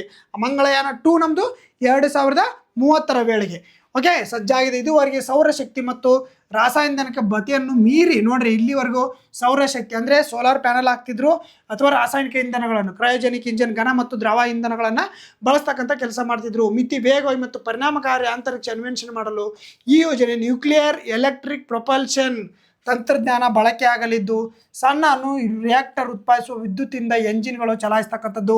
ನೋಡ್ರಿ, ಅಣುಗಳನ್ನು ರಿಯಾಕ್ಟರ್ಗಳ ಮೂಲಕನೇ, ಅದಕ್ಕಾದ್ರೆ ಅಣುಗಳು ಸೋರಿಕೆ ಆಗಬಾರ್ದು, ಅಣುಗಳ ರಿಯಾಕ್ಟರ್ಗಳ ಮೂಲಕನೇ ಅಲ್ಲಿ ಸಣ್ಣ ಅಣು ರಿಯಾಕ್ಟರ್ ಇಟ್ಟು ಅಲ್ಲಿ ಏನು ಮಾಡ್ತಕ್ಕಂಥದ್ದು, ವಿದ್ಯುತ್ ಶಕ್ತಿಯನ್ನು ಪಾಸ್ ಮಾಡ್ತಕ್ಕಂಥ ಕೆಲಸವನ್ನು ಇದನ್ನೇನು ಪರೀಕ್ಷೆ ಮಾಡ್ತಕ್ಕಂಥದ್ದು. 2028ಕ್ಕೆ ಮಂಗಳಯಾನ ಮಿಷನ್ ಯಾವುದು? ನಾಸಾ. ರಿಯಾಕ್ಟರ್ 1 ಮಾದರಿ ಏನು ಕಾರ್ಯವಿಧಾನ ಅಂದರೆ ನ್ಯೂಕ್ಲಿಯರ್ ಥರ್ಮಲ್ ಪ್ರೊಪಲ್ಷನ್ NTP ಮತ್ತು ನ್ಯೂಕ್ಲಿಯರ್ ಎಲೆಕ್ಟ್ರಿಕ್ ಪ್ರೊಪಲ್ಷನ್ 2 ರೀತಿ NEP ಎಂಬ 2 ವಿಧಾನಗಳ ಅಭಿವೃದ್ಧಿಯಲ್ಲಿವೆ. ನೋಡ್ರಿ, ಇವು 2 ವಿಧಾನಗಳನ್ನು ಅಭಿವೃದ್ಧಿ ಮಾಡ್ತಾ ಇದ್ದಾರೆ. ಯಾವ ವಿಧಾನ ಕರೆಕ್ಟ್ ಅನಿಸುತ್ತೆ ಆ ವಿಧಾನ ಮೂಲಕ ಅವ್ರು ಏನು ಮಾಡ್ತಾರೆ, ಮಂಗಳಯಾನಕ್ಕೆ ಆ ಇದೇನು ಮಾಡ್ತಾರೆ, ಸ್ಯಾಟಲೈಟನ್ನು ಕಳಿಸುವ ವ್ಯವಸ್ಥೆಯನ್ನು ಮಾಡ್ತಕ್ಕಂಥದ್ದು. ಅಣುಶಕ್ತಿಯಿಂದ ಮಂಗಳಯಾನಕ್ಕೆ ಹೊಸ ದಿಕ್ಕು. ನ್ಯೂಕ್ಲಿಯರ್ ಎಲೆಕ್ಟ್ರಿಕ್ ಪ್ರೊಪಲ್ಷನ್ ತಂತ್ರಜ್ಞಾನ ಬಳಕೆ ಯಾವುದು? ನ್ಯೂಕ್ಲಿಯರ್ ಎಲೆಕ್ಟ್ರಿಕ್ ಪ್ರೊಪಲ್ಷನ್ ತಂತ್ರಜ್ಞಾನ. 2 ತಂತ್ರಜ್ಞಾನ ಬರ್ತಾವೆ, ನ್ಯೂಕ್ಲಿಯರ್ ಥರ್ಮಲ್ ಬರ್ತೈತಿ, ಆಮೇಲೆ ನ್ಯೂಕ್ಲಿಯರ್ ಎಲೆಕ್ಟ್ರಿಕ್. ಇವ್ರು ಬಳಸ್ತಕ್ಕಂಥದ್ದು ಯಾವುದ್ರಾಗ? Nuclear electric propulsion. Okay, thermal propulsion ಬರ್ತೈತಿ, ಇವ್ರು ಬಳಸ್ತಕ್ಕಂಥದ್ದು ನ್ಯೂಕ್ಲಿಯರ್ ಎಲೆಕ್ಟ್ರಿಕ್ ಪ್ರೊಪಲ್ಷನ್. ಇದು ಏನಾದ್ರು ಸಕ್ಸಸ್ ಆತಂದರೆ ಮುಂದಿನ ದಿನಮಾನದಲ್ಲಿ ದೂರ ಇರ್ತಕ್ಕಂಥ ಗುರುಗ್ರಹ ಮತ್ತು ಶನಿ ಗ್ರಹಕ್ಕೂ ಮಿಷನನ್ನು ಮಾಡ್ತಕ್ಕಂಥದ್ದು. ನೋಡಿರಿ, ಮಂಗಳಯಾನ ಪಿಕ್ಚರ್ ಐತಲ್ಲ ನಮ್ಮದು, ಮಂಗಳಯಾನ ಪಿಕ್ಚರ್ ಅತಿ ದೂರವಾಗಿ ಸ್ಯಾಟಲೈಟ್ ಓಡಲಿಕ್ಕೆ ಅಲ್ಲಿ ಇಂಧನ ಕಡಿಮೆ ಇರ್ತೈತೆ. ಅದಕ್ಕೋಸ್ಕರ ಹಿಂಗೆ ಸ್ಟಾರ್ಟ್ ಮಾಡಿ ಪುಷ್ ಕೊಟ್ಟು ನ್ಯೂಟ್ರಲ್ ಮಾಡ್ತಿರ್ತಾರೆ. ಅದಕ್ಕೋಸ್ಕರ ಈ ಹಿಂದೆ ಜಾಸ್ತಿ ಬೇಕಂತಲೇ ಸ್ಯಾಟಲೈಟ್ ಏನು ಮಾಡ್ತಕ್ಕಂಥದ್ದು ಇಲ್ಲಿ ಎಲ್ಲ ಏನು ನ್ಯೂಕ್ಲಿಯರ್ ಎಲೆಕ್ಟ್ರಿಕ್ ಪ್ರೊಪಲ್ಷನನ್ನು ಯೂಸ್ ಮಾಡ್ತಕ್ಕಂಥದ್ದು. ಓಕೆ, ನೋಡ್ರಿ, ಹಾಗಾದ್ರೆ ಮಂಗಳಯಾನ 1 ಹಾಗಾದರೆ ಯಾವಾಗ ನಮ್ಮದು 2013 ನವೆಂಬರ್ 5 ಮಂಗಳ ಗ್ರಹಕ್ಕೆ ಸಂಬಂಧಿಸಿದ್ದು ಮಾಮೋನ್ ಮಿಷನ್ ಅಂತ ಕರಿತಕ್ಕಂಥದ್ದು. Andhra Pradesh ಶ್ರೀಹರಿಕೋಟಾದಿಂದ PSLV C-25 rocket ಮೂಲಕ ಉಡಾವಣೆ ಮಾಡಲಾಗಿದೆ. ಸಾಧನೆ ನೋಡ್ರಿ, 2014 ಯಶಸ್ವಿ ಮಂಗಳ ಕಕ್ಷೆ ಪ್ರವೇಶಿಸಿತು. ಇದರೊಂದಿಗೆ ಭಾರತದ ಮೊದಲ ಪ್ರಯತ್ನದಲ್ಲೇ ಮಂಗಳನ ಕಕ್ಷೆ ತಲುಪಿದ ವಿಶ್ವದ ಮೊದಲ ರಾಷ್ಟ್ರ ಎಂಬ ಹೆಗ್ಗಳಿಕೆಗೆ ಪಾತ್ರವಾಗಿರ್ತಕ್ಕಂಥದ್ದು. ಓಕೆ, ವೆಚ್ಚ ನೋಡ್ರಿ, ಈ ಯೋಜನೆ ಅತ್ಯಂತ ಕಡಿಮೆ ವೆಚ್ಚದಲ್ಲಿ ಅಂದಾಜು 450 ಕೋಟಿ. ಇಲ್ಲಿ ಉದ್ದೇಶ ಏನಾಗಾದರೆ ಮಂಗಳನ ಮೇಲ್ಮೈ ಲಕ್ಷಣ, ಖನಿಜಶಾಸ್ತ್ರ ಮತ್ತು ವಾತಾವರಣದ ಬಗ್ಗೆ ಅಧ್ಯಯನ ಮಾಡುವುದು ಇದರ ಮುಖ್ಯ ಗುರಿಯಾಗಿರ್ತಕ್ಕಂಥದ್ದು. ಏನೋ ಅಲ್ಲಿ ವಾತಾವರಣ, ಅಲ್ಲಿ ಖನಿಜಗಳು ಅದಾವಿಲ್ಲ ಅಂತೇಳಿ ಅದ್ರದ್ದು ಮುಖ್ಯ ಉದ್ದೇಶ ಆಗಿರುತ್ತೆ. ಹಾಗಾದ್ರೆ ಮಂಗಳಯಾನ 2 ಯಾವಾಗಾದರೆ 2030 ವೇಳೆಗೆ ಸುಮಾರಿಗೆ ಉಡಾವಣೆ ಮಾಡುವ ಗುರಿಯನ್ನು ಹಾಕಿಕೊಂಡಿರ್ತಕ್ಕಂಥದ್ದು. ವಿಶೇಷತೆ ನೋಡ್ರಿ, ಮೊದಲನೇ ಕೆಲವೇ ಕಕ್ಷೆಗಾಮಿ ಆಗಿದ್ದರಿಂದ 2ನೇದು ಯೋಜನೆ ಆರ್ಬಿಟರ್ ಮತ್ತು ರೋವರ್ ಅಂದರೆ ಮಂಗಳಯಾನ ಮೇಲೆ ಇಳಿಸ್ತಕ್ಕಂಥ ಕೆಲಸ. ನೋಡ್ರಿ, ಚಂದ್ರಯಾನ 2008, 2019, 2023 ಮಾಡಿರ್ತಕ್ಕಂಥದ್ದು. ಓಕೆ, ಅಲ್ಲಿ ಮಾಡಿದ್ವಲ್ಲ ಸಾಫ್ಟ್ ಲ್ಯಾಂಡ್, ಫಸ್ಟ್ನೇಕ್ಕೆ ಮಾಡಿದ್ವಿ, ಕ್ರಾಶ್ ಲ್ಯಾಂಡ್ ಆಯಿತು, ಆಮೇಲೆ ಸಾಫ್ಟ್ ಲ್ಯಾಂಡ್ ಆಯಿತು. ಅದಕ್ಕೋಸ್ಕರ ಈ ಸರಿ ಏನು ಓಸರೆ ಕಕ್ಷೆಗೆ ಅಷ್ಟ ಹೋಗಿ ಬಂದಿದ್ವಿ, ಈ ಸರಿ ಏನು ಮಾಡ್ತಕ್ಕಂಥದ್ದು, ಮಂಗಳಯಾನ ಮೇಲೆ ಇಳಿಸ್ತಕ್ಕಂಥ ಕೆಲಸವನ್ನು ಮಾಡ್ತಕ್ಕಂಥದ್ದು. ನೋಡ್ರಿ, ಉದ್ದೇಶ ಏನು? ಮಂಗಳನ ಮಣ್ಣು, ಹವಾಮಾನ, ನೀರಿನ ಅಂಶದ ಬಗ್ಗೆ ಸಂಶೋಧನೆ ನಡೆಸ್ತಕ್ಕಂಥ ಕೆಲಸ ಮಾಡೋದು, ಮೃದು ಲ್ಯಾಂಡಿಂಗ್. ಓಕೆ, ನೆಕ್ಸ್ಟು ತಂತ್ರಜ್ಞಾನ ಆಧಾರಿತ ತರಬೇತಿಯಲ್ಲಿ ಶ್ರೇಷ್ಠವಾಗಿ ಸ್ಕಾಚ್ ರಾಷ್ಟ್ರೀಯ ಪ್ರಶಸ್ತಿಯನ್ನು ಪಡೆದ ಸಂಸ್ಥೆ ಯಾವುದು? ನೋಡ್ರಿ, ಯಾವುದು? ISRO, Karnataka Aranya academy, KSRTC, Biocon. ಯಾವುದಾಗಾದ್ರೆ which organisation received the SKOCH national award for the excellence in the technology base training. ಯಾವುದು ನೋಡ್ರಿ, ಉತ್ತಮ ರೀತಿಯಾಗಿ ಟ್ರೈನಿಂಗ್ ಮತ್ತು ಉತ್ತಮ ರೀತಿಯಾದಂಥ ನೇಮಕಾತಿಯಲ್ಲಿ ಇವ್ರಿಗೆ ಕೊಟ್ಟಿರ್ತಕ್ಕಂಥ ಪ್ರಶಸ್ತಿ ಯಾರಿಗೆ ಅಂತಂದರೆ KSRTC. ನೋಡ್ರಿ, KSRTC ಅವ್ರಿಗೆ ಏನು ಮಾಡ್ರೆ ಉತ್ತಮ ನೇಮಕಾತಿ ಮತ್ತು ಉತ್ತಮ ಟ್ರೈನಿಂಗನ್ನು ಕೊಟ್ಟಿರ್ತಕ್ಕಂಥವ್ರಿಗೆ ದೆಹಲಿ ಮೂಲದ ಸ್ಕೋಚ್ ಸಂಸ್ಥೆ ಇವರಿಗೆ ಸ್ಕೋಚ್ ನ್ಯಾಷನಲ್ ಅವಾರ್ಡನ್ನು ಕೊಟ್ಟಿರ್ತಕ್ಕಂಥದ್ದು. ಯಾವುದು ನಮ್ಮ ಕರ್ನಾಟಕದ KSRTC ಒಳಗಡೆ KSRTC ಕೊಟ್ಟಿರ್ತಕ್ಕಂಥದ್ದು. ನೋಡ್ರಿ, ಸ್ಕಾಚ್ ರಾಷ್ಟ್ರೀಯ ಪ್ರಶಸ್ತಿ KSRTCಗೆ ವ್ಯವಸ್ಥಾಪಕ ನಿರ್ದೇಶಕರು ಯಾರು? ಅಕ್ರಮ್ ಭಾಷೆ ಅವರು ಸ್ವೀಕರಿಸ್ತಕ್ಕಂಥದ್ದು. KSRTCಗೆ ಸ್ಕಾಚ್ ರಾಷ್ಟ್ರೀಯ ಪ್ರಶಸ್ತಿ ಪಾರದರ್ಶಕ ಎದುರಾಗ ಕೊಟ್ಟಾರ ನೋಡ್ರಿ. ಪಾರದರ್ಶಕ ನೇಮಕಾತಿ ಮತ್ತು ಪರಿಣಾಮಕಾರಿ ತರಬೇತಿ ಕಾರ್ಯಕ್ರಮಕ್ಕಾಗಿ KSRTC ಸ್ಕಾಚ್ ರಾಷ್ಟ್ರೀಯ ಪ್ರಶಸ್ತಿ ಸಂದಿರ್ತಕ್ಕಂಥದ್ದು. ತಂತ್ರಜ್ಞಾನ ಆಧಾರಿತ ನೇಮಕಾತಿ ವ್ಯವಸ್ಥೆ, ಸ್ವಯಂಚಾಲಿತ ಚಾಲನಾ ಪರೀಕ್ಷೆ, ಆನ್ಲೈನ್ ಪರೀಕ್ಷೆ, ದಾಖಲಾತಿಗಳ ಡಿಜಿಟಲ್ ಪರಿಶೀಲನೆ, ವೆಬ್ ಕ್ಯಾಸ್ಟಿಂಗ್, ಆಟೋ ಜನರೇಟೆಡ್ ಅಂಕಪಟ್ಟಿ ನೀಡುವ ಮೂಲಕ 2000 ಚಾಲಕರು ಮತ್ತು 300 ತಾಂತ್ರಿಕ ಸಿಬ್ಬಂದಿ 440 ಅನುಕಂಪ ಆಧಾರದಲ್ಲಿ ಹುದ್ದೆಗಳನ್ನು ನೇಮಕ ಮಾಡಿರ್ತಕ್ಕಂಥದ್ದು. ಒಟ್ಟಾರೆಯಾಗಿ ಇವರ ನೇಮಕಾತಿ ಮತ್ತು ಬಸ್ ಚಾಲಕರಿಗೆ ಮಾಡಿರ್ತಕ್ಕಂಥ ಹುದ್ದೆಯಲ್ಲಿ ಪಾರದರ್ಶಕವನ್ನು ಮೆರೆದಿರೋಕ್ಕೋಸ್ಕರ KSRTCಗೆ ನ್ಯಾಷನಲ್ ಸ್ಕಾಚ್ ಅವಾರ್ಡನ್ನು ತೊಡಿರ್ತಕ್ಕಂಥದ್ದು. ಯಾವುದೋ ದೆಹಲಿ ಮೂಲದ ಸಂಸ್ಥೆ, ದೆಹಲಿ ಮೂಲ. ಓಕೆ, ದೆಹಲಿ. ನೋಡ್ರಿ, ಅಲ್ಲಿ ಲೈವ್ ಕ್ಲಾಸ್ನಾಗ ಎಷ್ಟು ನೀಟಾಗಿ ಹೇಳಿನಿ, ರೆಕಾರ್ಡೆಡ್ ಮಾಡ್ಸೋಕೆ ಅಷ್ಟು ಮನಸ್ಸು ಬರ್ತಾ ಇಲ್ಲ, ಪರವಾಗಿಲ್ಲ. ಲೈವ್ ಕ್ಲಾಸ್ ಮಾಡಿದ್ದೆ, ಯಾರು ಕೇಳಿದಿರಿ, ಚೆನ್ನಾಗೈತೆ. ಓಕೆ, ನೋಡಿರಿ, who has been appointed as the CEO of Biocon limited. ನೋಡಿರಿ, ಇದನ್ನು ಈ ಥರ CEOಗಳನ್ನು PC PSI ಎಕ್ಸಾಮಲ್ಲಿ ಪ್ರತಿ ಸಲ ಕೇಳ್ತಿರ್ತಾರೆ. SSC GD RRB group D ಕ್ವಶನಲ್ಲಿ ಕೇಳ್ತಿರ್ತಕ್ಕಂಥ ಕ್ವಶನ್ ಇದು. CEO ಯಾರು ಕೇಳ್ತಾರೆ? Google CEO, Meta, Facebook, YouTube, ಇವನ್ನೆಲ್ಲ CEOಗಳನ್ನು ಕೇಳ್ತಕ್ಕಂಥದ್ದು. ಒಮ್ಮೆ ಈಗಾಗಲೇ ಕೇಳ್ತಕ್ಕಂಥದ್ದು ಬಯೋಕಾನ್ CEO ಯಾರಾಗಿ ಹೊಸದಾಗಿ ನೇಮಕಗೊಂಡಿದ್ದಾರೆ ಅಂತಂದರೆ ಶ್ರೀಹಾಸ್ ತಾಂಬೆ ಅವರು ನೇಮಕಗೊಂಡಿದ್ದಾರೆ. ನೋಡ್ರಿ, ಯಾರು ನೇಮಕಗೊಂಡಿದ್ದಾರೆ? ಶ್ರೀಹಾಸ್ ತಾಂಬೆ ಅವರು ಹೊಸದಾಗಿ ಬಯೋಕಾನ್ದ ಮುಖ್ಯಸ್ಥರಾಗಿ CEO ಆಗಿ ನೇಮಕಗೊಂಡಿರ್ತಕ್ಕಂಥದ್ದು. ಏನಿದು? ಬಯೋಕಾನ್ ಲಿಮಿಟೆಡ್ ಮುಖ್ಯ ಕಾರ್ಯನಿರ್ವಾಹಕ ಅಧಿಕಾರಿಯಾಗಿ ಶ್ರೀಹಾಸ್ ತಾಂಬೆ ನೇಮಕಗೊಂಡಿದ್ದು ಏಪ್ರಿಲ್ 1ರಿಂದ ಇವರು ಅಧಿಕಾರ ಸ್ವೀಕರಿಸಿದ್ದಾರೆ. ಇವರು ಈ ಸಂಸ್ಥೆಯಲ್ಲಿ ಇರ್ತಕ್ಕಂಥ ಎಲ್ಲ ಆಡಳಿತದ ಎಲ್ಲ ಜವಾಬ್ದಾರಿ, ಇಂಟರ್ನ್ಯಾಷನಲ್ ಏನು ವ್ಯವಹಾರಗಳಿರ್ತಾವೆ ಅವ್ನು ನೋಡ್ಕೊಳ್ತಕ್ಕಂಥದ್ದು CEO ಆಗಿ ನೇಮಕಗೊಂಡಿರ್ತಕ್ಕಂಥದ್ದು ತಾಂಬೆ ಅವರು ನೇಮಕಗೊಂಡಿರ್ತದ್ದು. ಬಯೋಕಾನ್ದ ನೆನಪಿಟ್ಕೋರಿ. ಓಕೆ, ತಾಂಬೆ. ನೆಕ್ಸ್ಟ್ ಕ್ವಶನ್ ಬರ್ರಿ. ನೋಡ್ರಿ, ಜಪಾನ್ ಗ್ರ್ಯಾಂಡ್ ಪ್ರಿ ಗೆದ್ದ ನಂತರ ವಿಶ್ವದ ಎರಡನೇ ಅತಿಯ ಕಿರಿಯ F1 ಫಾರ್ಮುಲಾ ಚಾಂಪಿಯನ್ ಆದವರು ಯಾರು? F1 ಅಂತಂದರೆ ಕಾರ್ ರೇಸಿಂಗ್ ಬರ್ತೈತಲ್ಲ, ಹಿಂಗೆ ಉದ್ದ ಕಾರ್ ಇರ್ತಾವಲ್ಲ, ಅವಕ್ಕೆ F1 ರೇಸಿಂಗ್ ಅಂತ ಕರಿತಕ್ಕಂಥದ್ದು. ಏನಂತ ಯಾರಂತಂದರೆ Max Verstappen, Oscar ಪಿಯಾಸ್ಟ್ರಿ, ಕಿಮಿ ಆಂಟೋನೆಲಿ, Charles Leclerc. ಯಾರಾಗಾದ್ರೆ? ಕಿಮಿ ಆಂಟೋನೆಲಿ. ನೋಡಿ, ಸರಿಯಾದ ಉತ್ತರ. ಇವ್ರು ಏನಂತಂದರೆ ಜಗತ್ತಿನಲ್ಲೇ ಎರಡನೇ ಕಿರಿಯ ವ್ಯಕ್ತಿ. ಹಾಗಾದರೆ ಮೊದಲನೇ ಕಿರಿಯ ವ್ಯಕ್ತಿ ಯಾರಂತೆ ನೋಡೋಣ. ಹಾಗಾದರೆ ಯಾವ್ಯಾವವು ನೋಡಿರಿ. ಸತತ 2ನೇ ಬಾರಿ F1 ರೇಸ್ ಗೆದ್ದ ಇಟಲಿಯ, ಹಾಗಾದ್ರೆ ಯಾವ ದೇಶದವ್ರು ಇವರು? ಇಟಲಿಯ 19 ವರ್ಷದ ಆಂಟೋನೆಲ್ಲಿ. ಓಕೆ, ಸುಜಾಕ. ನೋಡ್ರಿ, ಇಟಲಿಯ 19 ವರ್ಷದ ಕಿಮಿ ಆಂಟೋನೆಲ್ಲ ಸತತ 2ನೇ ಬಾರಿ ಫಾರ್ಮುಲಾ 1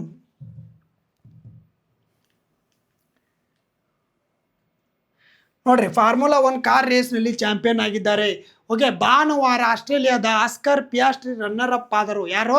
ಆಸ್ಟ್ರೇಲಿಯಾದ ಆಸ್ಕರ್ ಪಿಯಾಸ್ಟ್ರಿ ರನ್ನರ್ ಅಪ್. ಹಾಗಾದ್ರೆ 3ನೇ ಸ್ಥಾನ ಮೊನಾಕೋವಾದ ಚಾರ್ಲ್ಸ್ ಲೆಕ್ಲರ್ಕ್ 3ನೇ ಸ್ಥಾನ ಪಡೆದಿರ್ತಕ್ಕಂಥದ್ದು. ನೋಡ್ರಿ, 2 ವಾರದಿಂದ ಇವರು ಚೀನಾ F1 ರೇಸ್ನಲ್ಲಿ ಏನು ಮಾಡಿದ್ರು? ಇವರು ಚಾಂಪಿಯನ್ ಆಗಿ ಹೊರಕೊಂಡಿದ್ರು. ಏನಿರೋದು? ಚಾಂಪಿಯನ್ 2026 ಚೀನಾದ F1 ರೇಸ್ನಲ್ಲಿ. ನೋಡ್ರಿ, ಇವರು 2ನೇ ಕಿರಿಯ ವ್ಯಕ್ತಿ. ಆದರೆ ಮೊದಲನೇ ಕಿರಿಯ ವ್ಯಕ್ತಿ ಯಾರು ಅಂತಂದರೆ ನೆದರ್ಲ್ಯಾಂಡಿನ ಮ್ಯಾಕ್ಸ್ ವರ್ಸ್ಟಾಪೆನ್ 2016 F1 ರೇಸ್ ಗೆದ್ದ ವಿಶ್ವದ ಅತಿ ಕಿರಿಯ ಪಾತ್ರ ಆಗಿರ್ತಕ್ಕಂಥದ್ದು. ಅರ್ಥ ಆಯ್ತಾ? ಕಿರಿಯ ಫಸ್ಟ್ ಯಾರು? ಇವರು ಸೆಕೆಂಡು. ಎಲ್ಲಿಯವರು ಇವರು? ಇಟಲಿ. ಇವ್ರು ಯಾರು? ಸೆಕೆಂಡ್. ಯಾರು? ನೆದರ್ಲ್ಯಾಂಡ್ನವರು. ಓಕೆ, ನೆಕ್ಸ್ಟ್ ಬರ್ರಿ. ಹಾಗಾದ್ರೆ 2026 ಪದ್ಮ ಪ್ರಶಸ್ತಿ ಪಡೆದ ಗೋಪಾಲ್ಜಿ ತ್ರಿವೇದಿ ಅವರು ಬಿಹಾರದ ಯಾವ ಹಣ್ಣಿನ ಕ್ರಾಂತಿಗೆ ಸಂಬಂಧಿಸಿದ್ದಾರೆ? ನೋಡ್ರಿ, ಇತ್ತೀಚೆಗೆ ಇವರಿಗೆ 2026 ಪದ್ಮಶ್ರೀ ಪ್ರಶಸ್ತಿ ಬಂದೈತಿ. ಇವ್ರು ಯಾವ ಹಣ್ಣಿಗೆ ಕ್ರಾಂತಿಗೆ ಹೆಸರುವಾಸಿಯಾಗಿರ್ತಕ್ಕಂಥದ್ದು? ಆ ಕ್ರಾಂತಿಯ ಪಿತಾಮಹ ಅಂತನ ಕರೀತಾರೆ. ಯಾರ್ರಿ? ಬಿಹಾರ ರಾಜ್ಯದವರು. ಇವರು ಬಿಹಾರ ರಾಜ್ಯದವರು. ಯಾವ ಹಣ್ಣಿನ ಕ್ರಾಂತಿಗೋಸ್ಕರ ಪದ್ಮ ಪ್ರಶಸ್ತಿ ದೊರೀತಂದ್ರೆ ಲೀಚಿ ಹಣ್ಣು. ನೋಡ್ರಿ, ಯಾವನ್ನು? ಲೀಚಿ ಹಣ್ಣಿನ ಸಂಶೋಧನಾ ಕೇಂದ್ರ ಎಲ್ಲೈತಿ? ಲೀಚಿ ಬೆಳೆ ಸಂಶೋಧನಾ ಕೇಂದ್ರ ಎಲ್ಲೈತಿ? ಬಿಹಾರದೊಳಗಡೆ ಇರ್ತಕ್ಕಂಥದ್ದು. ಬಿಹಾರದ ಯಾವರು? ಬಿಹಾರದ ಮುಜಾಪುರ್ನಲ್ಲಿರ್ತಕ್ಕಂಥದ್ದು ನೋಡ್ರಿ, ಅದು ಲೀಚಿ ಸಂಶೋಧನಾ ಕೇಂದ್ರ. ನೋಡ್ರಿ, ಲೀಚಿ ಕೃಷಿ ಕ್ರಾಂತಿಗೆ ಉನ್ನತ ಗೌರವ ಪ್ರಶಸ್ತಿ. ಬಿಹಾರನ ಕೃಷಿ ಕ್ಷೇತ್ರ ಗೋಪಾಲ್ಜಿ ತ್ರಿವೇದಿ ಅವರು ಸುವರ್ಣಾಕ್ಷರ ಬರೆದಿರುವಂತೆ ಮುಜಾಫರ್ ಜಿಲ್ಲೆ ಇವರು ಶಿಕ್ಷಣ ತಂತ್ರಜ್ಞಾನರಷ್ಟೇ ಉಳಿಯದೆ ಬಿಹಾರದ ಸುಪ್ರಸಿದ್ಧ ಶಾಯಿ ಲಿಚಿ ಬೆಳೆಯ ಜಾಗತಿಕ ಮನ್ನಣೆ ತಂದುಕೊಟ್ಟಂತ ಇವರು. ನೋಡ್ರಿ, ಗೋಪಾಲ್ಜಿ ತ್ರಿವೇದಿ ಅವರು ಲೀಚಿ ಕ್ರಾಂತಿ ಹರಿಕಾರ ಎಂದೇ ಕರೆಯಲಾದ ಮುಜಾಫರ್ ಅತಿ ಬೆಳೆಗಾರರ ಬದುಕು ಬದಲಿಸ್ತಕ್ಕಂಥದ್ದು ಇವ್ರು. ನೋಡ್ರಿ, ಹೆಚ್ಚಿಸಲು ಅವರು ಆಧುನಿಕ ತಂತ್ರಜ್ಞಾನ ಬಳಸಿ ಲೀಚಿಯನ್ನು ಜಗತ್ ಪ್ರಸಿದ್ಧ ಮಾಡಿರ್ತಕ್ಕಂಥದ್ದು ಮತ್ತು ವಿದೇಶಗಳಿಗೆ ಎಕ್ಸ್ಪೋರ್ಟ್ ಮಾಡುವಂಥ ಎಬಿಲಿಟಿಯನ್ನು ಅಲ್ಲಿ ರೈತರಿಗೆ ತಂದು ಕೊಟ್ಟಿರ್ತಕ್ಕಂಥದ್ದು. ಇವ್ರಿಗೆ 2026 ಕೃಷಿ ಕ್ಷೇತ್ರದಲ್ಲಿ ಏನು ಪದ್ಮಶ್ರೀ ಪ್ರಶಸ್ತಿ ದೊರೆತಕ್ಕಂಥದ್ದು. ಯಾವುದು? ಗೋಪಾಲಕೃಷ್ಣನ್ ಅವರಿಗೆ ಉನ್ನತ ಲೀಚಿ ಕೃಷಿ ಕ್ರಾಂತಿಗೆ ಮಾಡಿರ್ತಕ್ಕಂಥದ್ದು. ಹಾಗಾದ್ರೆ ಲೀಚಿ ಸಂಶೋಧನಾ ಕೇಂದ್ರ ಎಲ್ಲೈತೆ? ಎಲ್ಲೇ? ಬಿಹಾರದ ಮುಜಾಪುರದಲ್ಲಿರ್ತಕ್ಕಂಥದ್ದು. ಓಕೆ, ನೆಕ್ಸ್ಟ್ ನೋಡ್ರಿ, ಅರೆನಾ ಸಬ್ಲೆಂಕಾ ಯಾರನ್ನು ಸೋಲಿಸಿ ಮಿಯಾಮಿ ಓಪನ್ ಪ್ರಶಸ್ತಿಯನ್ನು ಮುಡಿಗೇರಿಸಿಕೊಂಡಿದ್ದಾರೆ? ನೋಡ್ರಿ, ಈಗ ಸ್ಲೋವಾಕಿಯ ಗೋಗಾಗಫ್, ಸರ್ನಾ ವಿಲಿಯಮ್ಸ್, ಎಲೆನಾ ರಬಾಂಕಿನಾ. ಯಾರು ನೋಡ್ರಿ ಸರಿಯಾದ ಉತ್ತರ? ನೋಡ್ರಿ, ಸರಿಯಾದ ಉತ್ತರ ಗೋಗಾಗಫ್ ಈಸ್ ದ ರೈಟ್ ಆನ್ಸರ್. ಏನಂದ್ರೆ ಸಬಲೆಂಕಾ ಏನಿದಾರಲ್ಲ ಇವರು, ಅರೆನಾ ಸಬ್ಲೆಂಕಾ ಈಗ ಏನು ಟೆನ್ನಿಸ್ ಆಟಗಾರದ ಪ್ರಥಮ ನೋಡ್ರಿ ನಂಬರ್ 1 ಪ್ಲೇಸಲ್ಲಿ ಇರ್ತಕ್ಕಂಥದ್ದು ಇವ್ರು. ಯಾರು? ಅರೆನಾ ಸಬ್ಲೆಂಕಾ. ಯಾವುದು? ಟೆನ್ನಿಸ್ ಆಟ ಇರಲಿ, ಗ್ರ್ಯಾಂಡ್ ಸ್ಲಾಮ್ ಬರ್ತಾವಲ್ಲ, America, Australia, America, Wimbledon, France ಇವೇನು ಗ್ರ್ಯಾಂಡ್ ಸ್ಲಾಮ್ ಬರ್ತಾವಲ್ಲ, ಅದರಲ್ಲಿ ಮಹಿಳೆಯರಲ್ಲಿ ಮೊದಲೇ ಸ್ಥಾನದಲ್ಲಿ ಇರ್ತಕ್ಕಂಥ ಯಾವ ಕ್ರೀಡೆ? ಟೆನ್ನಿಸ್ ಕ್ರೀಡೆಯಲ್ಲಿ ಇರ್ತಕ್ಕಂಥದ್ದು. ಏನಿದೆ ನ್ಯೂಸ್ ಪೇಪರ್ ನೋಡ್ರಿ, ಸಬ್ಲೆಂಕಾ ಮಯಾಮಿ ಓಪನ್ ಕಿರೀಟ, ವಿಶ್ವದ ನಂಬರ್ 1 ಟೆನ್ನಿಸ್ ಆಟಗಾರ್ತಿ ಅರೆನಾ ಸಬ್ಲೆಂಕಾ ಮಯಾಮಿ ಓಪನ್ ಫೈನಲಲ್ಲಿ ಅಮೇರಿಕಾದ ಗೋಗಾಗಫ್ ಮನಿಷಿ ಪ್ರಶಸ್ತಿ ಮುಡಿಗೇರಿಸಿಕೊಂಡಿದ್ದಾರೆ. ನೋಡ್ರಿ, ಪೋಲ್ಯಾಂಡ್ನ ಆಟಗಾರ್ತಿ ಗಾಫ್ರನ್ನು 6-2, 4-6, 6-3 ಸೆಟ್ಗಳಿಂದ ಪರಾಭವಗೊಳಿಸತಕ್ಕಂಥದ್ದು. ಈ ಗೆಲುವಿನೊಂದಿಗೆ ಸಬಲೆಂಕಾ ಒಂದೇ ಋತುವಿನಲ್ಲಿ ಇಂಡಿಯನ್ ವೇಲ್ಸ್ ಮತ್ತು ಮಯಾಮಿ ಓಪನ್ ಸೇರಿದಂತೆ 2 ಟೂರ್ನಿಗಳನ್ನು ಗೆದ್ದಂಥವ್ರು. ಈ ಸಾಧನೆ ಯಾರು ಮಾಡಿದ್ರು ಅಂದರೆ ಮೊದಲಕ ಈಗ ಸ್ಲೋವಾಕಿಯಾ 2002ರಲ್ಲಿ ಈ ಸಾಧನೆ ಮಾಡಿರ್ತಕ್ಕಂಥದ್ದು. ಯಾವುದು? ಓಕೆ, ಇಂಡಿಯನ್ ವೇಲ್ಸ್ ಮತ್ತು ಮಯಾಮಿ ಓಪನ್ 2 ಒಮ್ಮೆಲೆ ಒಂದೇ ಋತುವಿನಲ್ಲಿ ಗೆದ್ದಿರ್ತಕ್ಕಂಥ ಸಾಧನೆ ಮಾಡಿರೋ ಈಗ ಸ್ಲೋವಾಕಿಯಾ ಮೊದಲು ಮಾಡಿದ್ರು. ಈಗ ಮಾಡಿರ್ತಕ್ಕಂಥದ್ದು ಅರೆನಾ ಸಬಲೆಂಕಾ ಅವ್ರು ಮಾಡಿರ್ತಕ್ಕಂಥದ್ದು. ಓಕೆ, ನೆಕ್ಸ್ಟ್ ಕ್ವಶನ್ ಬರ್ರಿ. What is the length of the runway at the newly inaugurated Noida international? ಇತ್ತೀಚೆಗೆ ಉದ್ಘಾಟನೆಗೊಂಡ ನೋಯ್ಡಾ ಅಂತಾರಾಷ್ಟ್ರೀಯ ವಿಮಾನ ನಿಲ್ದಾಣದ ರನ್ವೇ ಏನು? ನೋಡ್ರಿ, ಇದೇನು ಈ ಟರ್ಮಿನಲ್ 1 ಆಗ್ತಿದೆ. ಇದೇನಾದ್ರು ಸಂಪೂರ್ಣ ಕಾರ್ಯಕ್ಷಮತೆ ಬಂದರೆ ಇದೇನಾಗುತ್ತಾ? ದೇಶದ ಅತಿ ದೊಡ್ಡ ರನ್ವೇ, ವಿಶ್ವದ ಅತಿ ದೊಡ್ಡ ರನ್ವೇ ಹೊಂದಿರತಕ್ಕಂಥದ್ದು ಯಾವುದಂತ ಕ್ವಶನ್ ಮುಂದೆ ಕೇಳಿದ್ರಿ ನೀವು. ನೋಯ್ಡಾದಲ್ಲಿರ್ತಕ್ಕಂಥ ರನ್ವೇ ಯಾವುದು? ನೋಡ್ರಿ, 3900 ಮೀಟರ್ ಇರ್ತಕ್ಕಂಥದ್ದು. ನೋಡ್ರಿ, 3900 ಮೀಟರ್ ಇರ್ತಕ್ಕಂಥ ರನ್ವೇ ಇರ್ತಕ್ಕಂಥದ್ದು. ಓಕೆ, ನೋಡ್ರಿ, ದೇಶದ ಅತಿ ದೊಡ್ಡ ಉದ್ದ ರನ್ವೇ ಏರ್ಪೋರ್ಟ್ ಉದ್ಘಾಟನೆ ನೋಯ್ಡಾದಲ್ಲಿ ಪ್ರಧಾನಿ ನರೇಂದ್ರ ಮೋದಿ ಅವರು ಚಾಲನೆ. 3900 ಮೀಟರ್ ಉದ್ದದ ರನ್ವೇ. ನೋಡ್ರಿ, ಎಲ್ಲಿಂದ ಎಲ್ಲಿಗೆ ಸಂಪರ್ಕ? ಮುಂಬೈ, ಬೆಂಗಳೂರು, ಹೈದರಾಬಾದ್, ಕೋಲ್ಕತ್ತಾ, ಅಹಮದಾಬಾದ್, ಲಕ್ನೋ ಮತ್ತು ಗೋವಾಕ್ಕೆ ಮೊದಲ ಹಂತದಲ್ಲಿ ವಿಮಾನಗಳು. 11,200 ಮೊದಲ ಫೇಸ್ ನಿರ್ಮಾಣ ಮಾಡತಕ್ಕಂಥದ್ದು. ಓಕೆ, ನೋಡ್ರಿ, ಉತ್ತರ ದೇಶದಲ್ಲಿ ಮಾಡಿರ್ತಕ್ಕಂಥ ನೋಯ್ಡಾ ಅಂತಾರಾಷ್ಟ್ರೀಯ ಏರ್ ಬಸ್, ಎಮಿರೇಟ್ಸ್ಲಿ Airbus, Boeing Airbus ಐತಲ್ಲ ಅಂಥ ವಿಮಾನಗಳು ಇಳಲಿಕ್ಕೆ ಅನುಕೂಲ ಇರ್ತಕ್ಕಂಥ ಏನು ಟರ್ಮಿನಲ್ ಮಾಡ್ತಾ ಇದ್ದಾರೆ. ಯಾವುದು? ಜಗತ್ ಪ್ರಸಿದ್ಧ Noida international airport. Noida international airport ಎಷ್ಟು? 3900 ಮೀಟರ್. ಓಕೆ, ನೆಕ್ಸ್ಟು ಇದನ್ನೇನು ಕ್ವಶನ್ ಹಾಕಿಲ್ಲ, ಇಷ್ಟೇ ನೋಡ್ಕೊಡ್ರಿ. ನೋಡ್ರಿ, ಇತ್ತೀಚೆಗೆ ಖೇಲೋ ಇಂಡಿಯಾ ಬುಡಕಟ್ಟು ಖೇಲೋ ಇಂಡಿಯಾ ನಡೆದಿರ್ತಕ್ಕಂಥದ್ದು ಎಲ್ಲಿ? ರಾಯ್ಪುರಾಗ ಸ್ಟಾರ್ಟ್ ಆಗಿರ್ತಕ್ಕಂಥದ್ದು ಖೇಲೋ ಇಂಡಿಯಾ ಮೊದಲ ಬುಡಕಟ್ಟು ಸ್ಪರ್ಧೆಗಳು ಭಾರತದಲ್ಲಿ ಪ್ರಥಮ ಬಾರಿಗೆ ಖೇಲೋ ಇಂಡಿಯಾ. ಆಗ ರಾಜ್ಯದಲ್ಲಿ ಈಜಪಟು ಇವು ಮಣಿಕಂಠ ಅಂತ ಏನಿದಾರಲ್ಲ ಇವರು ಮಣಿಕಂಠ ಅವರು, ಇವ್ರ ಹೆಸರು ಭಾಳ ನೆನಪಿಟ್ಕೋಬೇಕಾಗಿರ್ತಕ್ಕಂಥದ್ದು. ಮಣಿಕಂಠ ಅವರು ಏನಂತಂದರೆ ಭಾಳ ನೆನಪಲ್ಲಿ ಇಟ್ಕೋಬೇಕಾಗಿರ್ತಂಥದ್ದು. ಯಾಕಂತ ಅಂದರೆ ಅವರು ಇತ್ತೀಚೆಗೆ ಭಾಳ ನ್ಯೂಸಲ್ಲಿ ಇರ್ತಕ್ಕಂಥದ್ದು.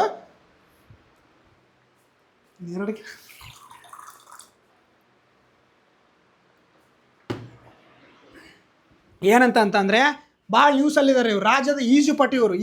ಈಜು ಕ್ರಿಯೆಗೆ ಭಾರಿ ಏನಂದರೆ 9 ಪದಕವನ್ನು ತೆಗೆದುಕೊಂಡಿರ್ತಕ್ಕಂಥದ್ದು. ನೋಡ್ರಿ, ಇವರು ಯಾವ ಕ್ರೀಡೆಗೆ ಸಂಬಂಧಪಟ್ಟಿದ್ದಾದಂದರೆ ಬುಡಕಟ್ಟುಗಳ ಖೇಲೋ ಇಂಡಿಯಾ ಬುಡಕಟ್ಟು ಮಾದರಿಯಲ್ಲಿ ಏನಂತಂದರೆ ರಾಜ್ಯದಲ್ಲಿ ಅತಿ ಹೆಚ್ಚು ಈ ಕರ್ನಾಟಕ ಏನೈತಿ ಮೊದಲೇ ಸ್ಥಾನ ಐತಿ. ಕರ್ನಾಟಕ ಏನೈತಿ ಬುಡಕಟ್ಟು ಖೇಲೋ ಇಂಡಿಯಾದಲ್ಲಿ ಮೊದಲೇ ಸ್ಥಾನ ಐತಿ. ಸೆಕೆಂಡ್ ಯಾವುದೈತಿ? ಒಡಿಸ್ಸಾ ಇರ್ತಕ್ಕಂಥದ್ದು. ಒಡಿಸ್ಸಾ ಇರ್ತಕ್ಕಂಥದ್ದು. ಅತಿ ಹೆಚ್ಚು ವೈಯಕ್ತಿಕ ಪದಕವನ್ನು ಗೆದ್ದಿರ್ತಕ್ಕಂಥ ಯಾರು? ಮಣಿಕಂಠ ಅವರು. ಎಷ್ಟು? 9 ಪದಕಗಳು, 8 ಚಿನ್ನ 1 ಬೆಳ್ಳಿ, ಟೋಟಲು 9 ಪದಕಗಳನ್ನು ಗೆದ್ದು ನಿನ್ನೆ ಅವರೇನು ಸ್ಪರ್ಧೆಯನ್ನು ಮುಕ್ತಾಯಗೊಳಿಸಿದ್ರು, 9 ಪದಕಗಳು. ಆಮೇಲೆ ಇನ್ನೊಂದು ಪ್ರಿಯಾಂಕಾ ಸಿ ಅಂತ ಇದೆ, 3000 ಮೀಟರ್ ಓಟದಲ್ಲಿ ಪ್ರಿಯಾಂಕಾ ಸಿ ಅವ್ರದ್ದೊಂದು ನೆನಪಿಟ್ಕೋರಿ. ಪ್ರಿಯಾಂಕಾ ಸಿ ಅವರು ಬುಡಕಟ್ಟು ಖೇಲೋ ಇಂಡಿಯಾದಲ್ಲಿ, ಎಲ್ಲಿ ರಾಯ್ಪುರದಲ್ಲಿ ಪ್ರಥಮ ಬಾರಿಗೆ ಬುಡಕಟ್ಟು ಖೇಲೋ ಇಂಡಿಯಾ ಸ್ಥಾಪನೆ ಆಗಿರ್ತಕ್ಕಂಥದ್ದು.